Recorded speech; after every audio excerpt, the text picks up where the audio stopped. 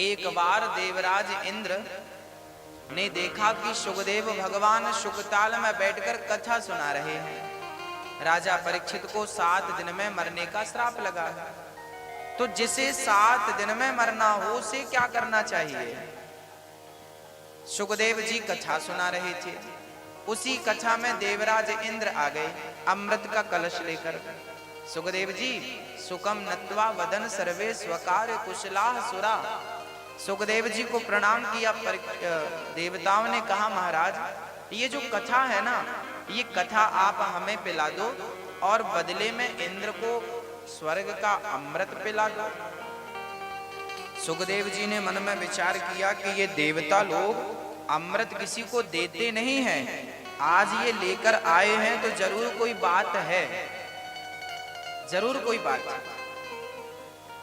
सुखदेव जी ने कहा इंद्र क्या चाहते हो? महाराज ये अमृत राजा परीक्षित को पिला दो और कथा रूपी अमृत आप हमें पिला दो। कथा अमृत है, गोपी गीत में गोपियों ने गाया है।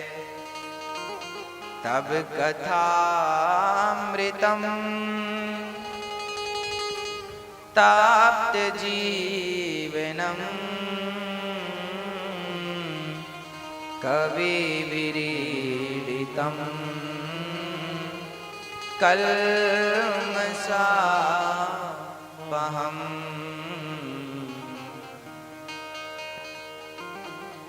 तब कथामृतम,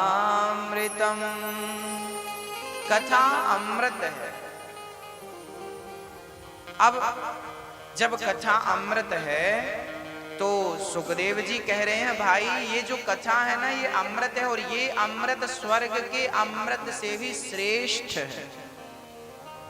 सुखदेव जी ने तो ये कह दिया कि स्वर्ग का अमृत तो इसके सामने कांच का टुकड़ा है। क्वा स्वधा क्वा कथा लोके क्वा कांचा क्वा मणिर महान। कहाँ कांच का टुकड़ा और कहाँ मणि। इंद्र को बड़ा बुरा लगा, प्रभु आपने हमारे अमृत को कांच का टुकड़ा कह दिया। सुखदेव जी बोले इंद्र क्या बतलाऊं, तुम्हारे स्वर्ग का अमृत कोई पी लेता है ना तो उसे स्वर्ग की प्राप्ति होती है, पर कथा अमृत कोई पी ले तो उसे भगवान की प्राप्ति हो जाती है। अब आप ही बताओ कि तुम्हारा अमृत श्रेष्ठ है कि हमारा अमृत श्रेष्ठ है? तुम्हारे अमृत को कोई पी ले तो उसे स्वर्ग मिलता है, और कथा को कोई पान कर ले, श्रवण कर ले तो उसे भगवान मिलते हैं। स्वर्ग मिलने वाले को जरूरी नहीं है कि भगवान मिले, लेकिन कथा सुनने वाले को भगवान मिलेंगे ये निश्चित है। कथा भगवत प्रेम को बढ़ाती है और वही प्रेम भगवान तक पहुंचाता है। इंद्र को सुखदेव जी ने पात्र ना समझ करके कथा से वंचित रखा। इंद्र अपने लोक में चले गए। जब 7 दिन की कथा पूरी भई और इंद्र के सामने परीक्षित का उद्धार हो गया, तब इंद्र ने स्वर्गलोक में एक तराजू बांधी। एक पलड़े पर भागवत को रखा, दूसरे पलड़े पर स्वर्ग के तमाम सुखों को रखा, और जब तौल कर देखा ना तो भागवत का पलड़ा भारी था, स्वर्ग के सुखों का पलड़ा ऊपर की ओर झूल रहा था। ज्ञान के तराजू पर तौला गया तो भागवत सबसे श्रेष्ठ पाई गई। स्वर्ग के अमृत, स्वर्ग के सुख, स्वर्ग के कल्प वृक्ष सबसे श्रेष्ठ भागवत है। इंद्र घबरा गए, भगवान का स्मरण किया तो भागवत से ही भगवान प्रकट हो गए।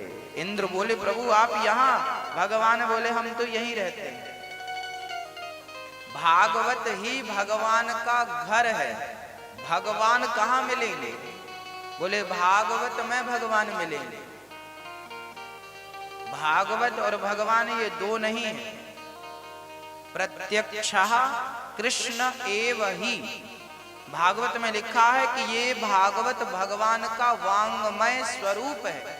जब भगवान 125 वर्ष की लीला पूर्ण करके जब चले गए, तब भक्तों ने कहा प्रभु हम आपके बिना कैसे रहेंगे?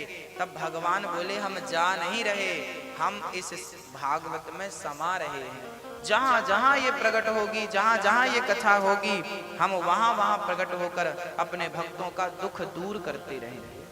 जा नहीं रहे, गए नहीं भगवान, समा गए। इस कलयुग में अच्छा, भागवत जो है ये मनुष्यों के लिए ही है। भागवत जो सुन लेता है, जो समझ लेता है, उसका उद्धार भगवान करते हैं, उसको अपने घर बुलाते हैं, उसे निज दर्शन देते हैं।